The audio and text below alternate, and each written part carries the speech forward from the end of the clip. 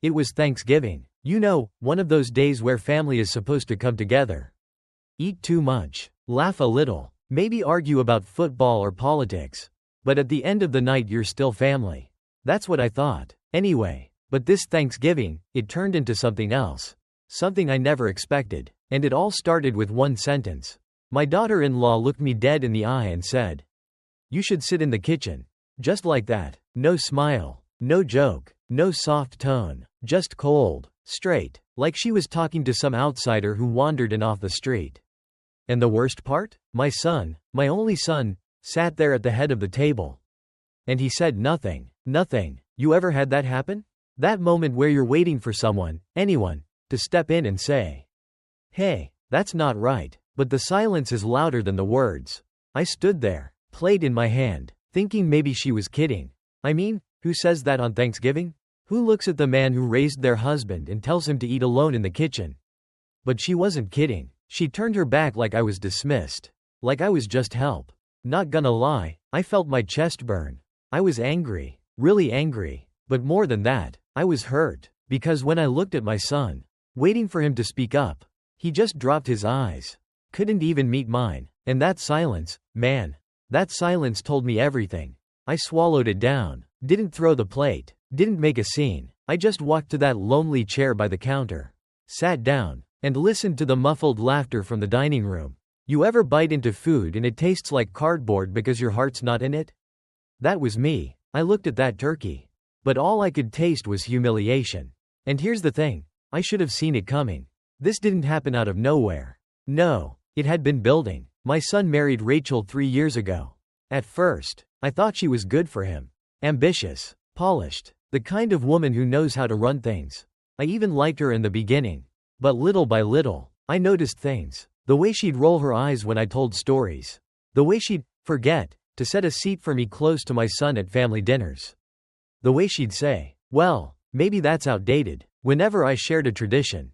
And every time, I brushed it off. Told myself, she's young, she'll adjust, families need time. Truth is, I ignored it, because I thought, if my son's happy, I'll take the hit. But Thanksgiving showed me the truth. This wasn't about happiness. It was about control. That night wasn't even at their house. It was at Rachel's parents' place, big house. Crystal glasses. A dining room that looked like it belonged in a magazine. I already felt out of place walking in. I brought my wife's pumpkin pie. The one my son used to beg for every year. Thought it'd be a nice touch. Something to keep her memory alive at the table. But when I handed it to Rachel, she smiled that thin smile and said, "Oh, we already have dessert." Just like that. Like my wife's recipe wasn't worth a spot on the table. And my son? He just nodded along. That stung. But I stayed quiet. Until I walked into the dining room and saw the table, every seat filled. Candles lit. Silver polished. And at the far end, near the kitchen, a small chair at a bare little card table. No cloth. No setting. Just a chair. And Rachel looked at me. That cold smile again. And said, "You can sit in the kitchen. It'll be more comfortable for you." Comfortable. That's the word she used.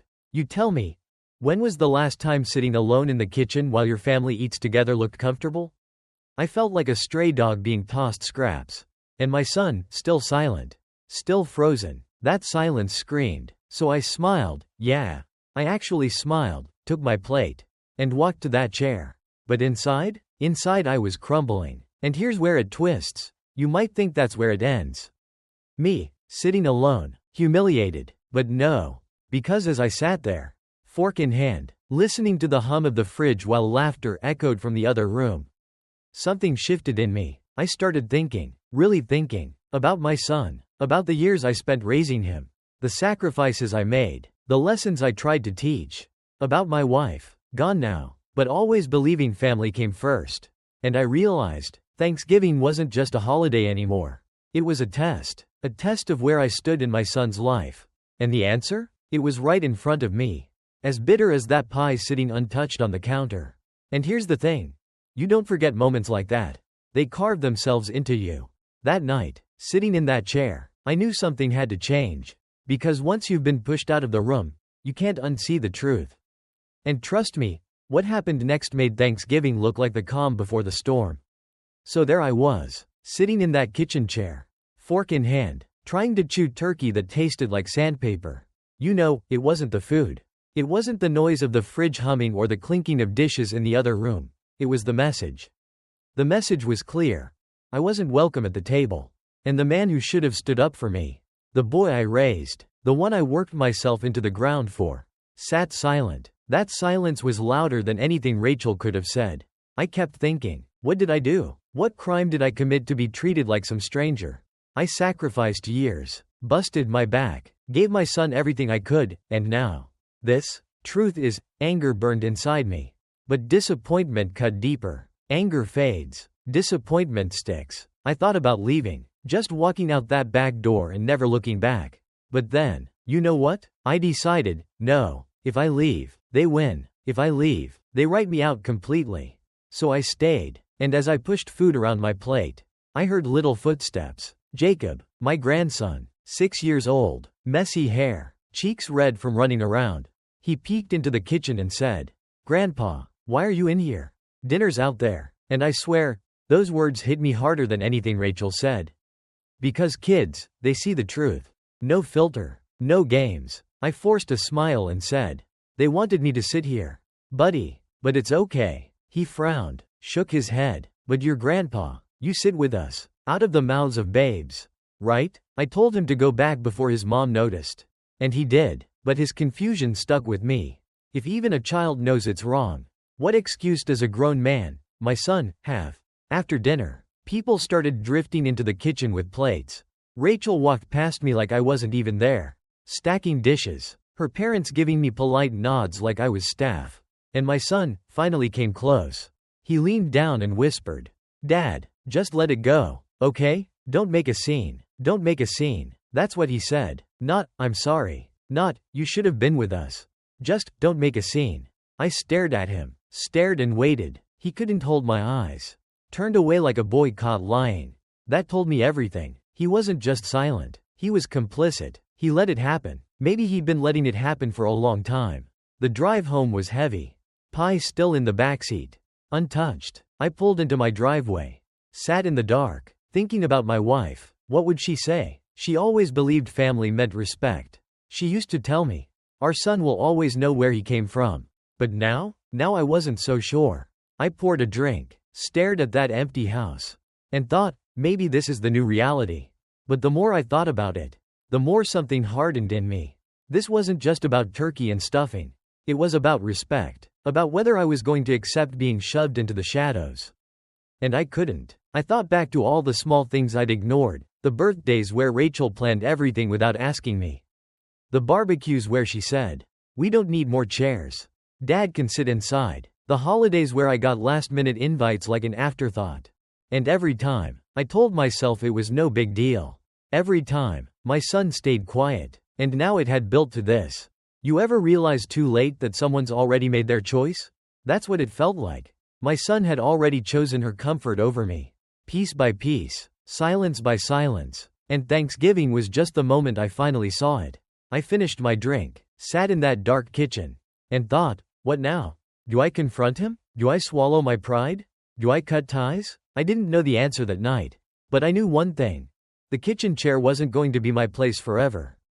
Not now. Not ever again. The next day, my sister called, asked how dinner went, and for the first time, I told her everything. And guess what? She wasn't surprised. She'd seen it. The way Rachel dismissed me.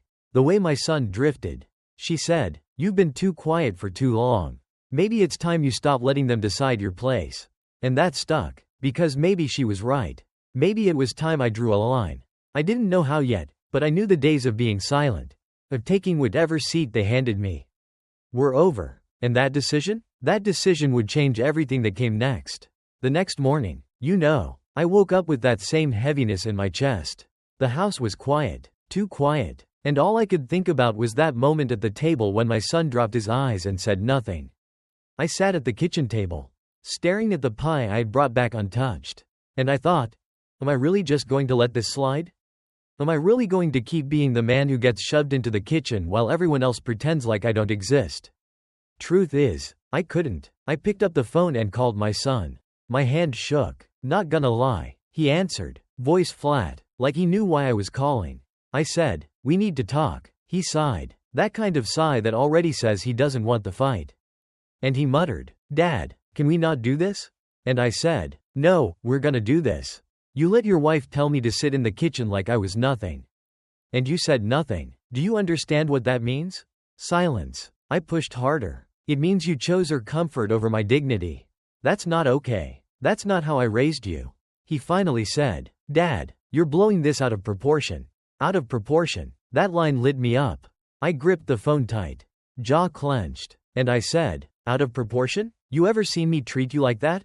You ever seen me let anyone talk to you like that?" He had no answer. None. Because he knew. And I told him, "Son, I raised you to stand up for what's right. Last night, you failed. And if you think I'm just gonna smile and come back for Christmas like nothing happened, you're wrong." His voice sharpened. Defensive. "Dad, Rachel didn't mean it like that. She just wanted things organized." I laughed. Actually laughed. "Organized? That's what you call humiliating me? If that's organized, then maybe I don't belong in your version of family." There was this long pause. And then he whispered, "Maybe you don't." And that cut deeper than anything. Really deep. For a second I thought about yelling. Thought about cursing. But instead I went cold. Ice cold. I just said, "All right then, if that's how it is." And I hung up. I sat in the silence afterward, staring at the wall, and realized something. You don't always lose family in one blow. Sometimes you lose them piece by piece, silence by silence, until one day the bond is gone. But here's the twist: when someone pushes you out, you don't have to stay out. You can fight your way back. You can draw your own line. And I decided I was going to draw mine. A week later, Rachel sent a group text about Christmas dinner. Dinner at our place. 6 p.m. Bring wine if you'd like. No warmth. No invitation that felt personal. Just instructions. My son didn't even text me separately. For a moment I thought about ignoring it. Thought about letting them have their polished little dinner without me. But then I remembered Jacob's face. The way he frowned at Thanksgiving. The way he said, "But your grandpa, you should sit with us." And I realized, I wasn't fighting for me anymore. I was fighting for him. Fighting so he'd see what respect looks like. So I texted back, "I'll be there. And I'll be sitting at the table." No emojis. No jokes. Just fact. No one replied. But I showed up anyway. Pie in hand again. Same recipe. Because I wasn't going to let them erase my wife's memory. When I walked in, the table was set. Every seat filled, except mine. Again, Rachel smiled her cold smile. But before she could open her mouth, I pulled out a chair right next to Jacob, set my pie down, and sat. "Calm, steady, evening," I said. The room froze. Rachel's parents looked like someone had broken a sacred rule. My son shifted in his seat. And Rachel's smile twitched. But no one moved me. "And Jacob?" he shouted. "Grandpa," and grinned wide. That was all I needed. Dinner went on awkwardly. Rachel tried to talk around me. Tried to erase me with conversation. But every time Jacob pulled me in, "Grandpa, can you cut my turkey? Grandpa, remember the fort we built?" And the spotlight shifted. Presence is power. Just being there, refusing to be erased, sent the message. After dinner, Rachel cornered me in the kitchen. Her smile gone. "You made things very uncomfortable tonight," she hissed. I leaned in, calm, steady, and said, "Good, now you know how it feels." She stared, speechless, and I walked out. But later that night my phone rang. My son, angry. "Dad, you embarrassed us." Rachel's furious. I let him talk, then said, "No, son, I sat at the table where I belong. If that embarrasses you, the problem isn't me." Silence. Then his voice cracked. "Dad, I don't know if this is gonna work anymore." My heart sank. "This? You mean us? Family?" He didn't answer. And that silence told me everything. I realized this fight wasn't just with Rachel. It was with him too.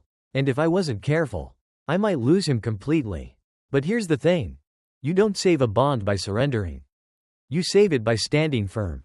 And I wasn't backing down. Not now. Not ever. Because the next move would decide everything. After that call, I sat in the dark and thought, maybe this is the end. Maybe I've already lost him.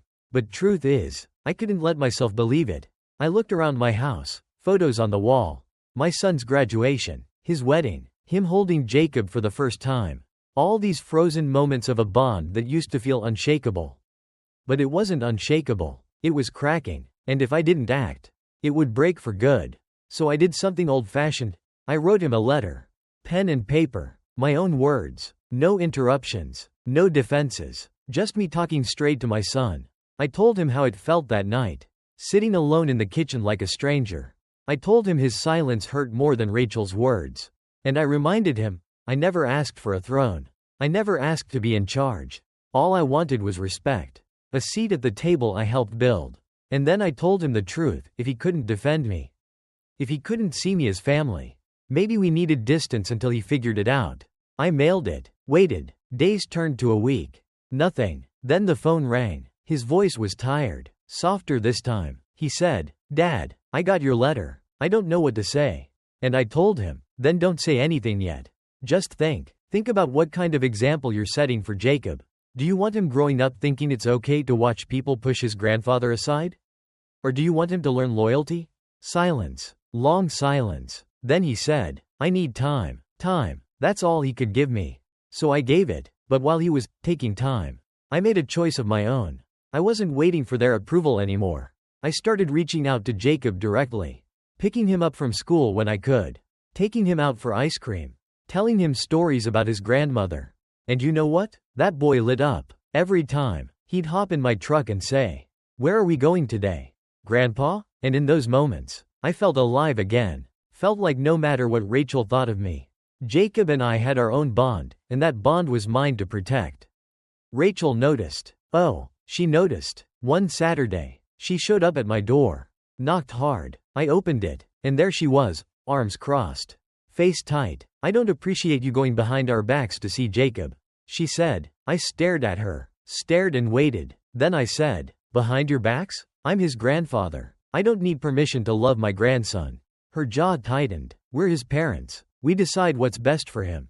And I leaned in, calm but sharp, and said, "Then start acting like it.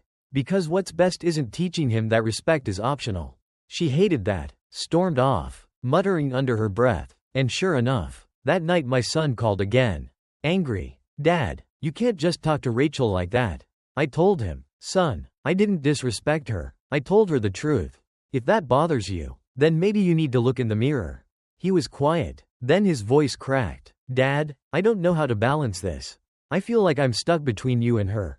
And I said, "You're not stuck. You're choosing. Every day you're choosing. You just don't want to admit it." Silence. Then, for the first time, he whispered, "Maybe you're right." That gave me hope. Small, but real. Because maybe he was starting to see. But Rachel wasn't giving up. She doubled down. By spring, I got a letter in the mail, from their lawyer. Can you believe that? Their lawyer. Saying if I wanted to see Jacob, it needed to be coordinated through them. That I wasn't allowed to interfere or disrupt the household environment. I read it 3 times. Hands shaking. And then I laughed. Because you don't erase a grandfather with paperwork. You just don't. I showed my sister. And she said, "They're scared. That's why they're doing this. Scared you're showing Jacob what family really looks like." And maybe she was right.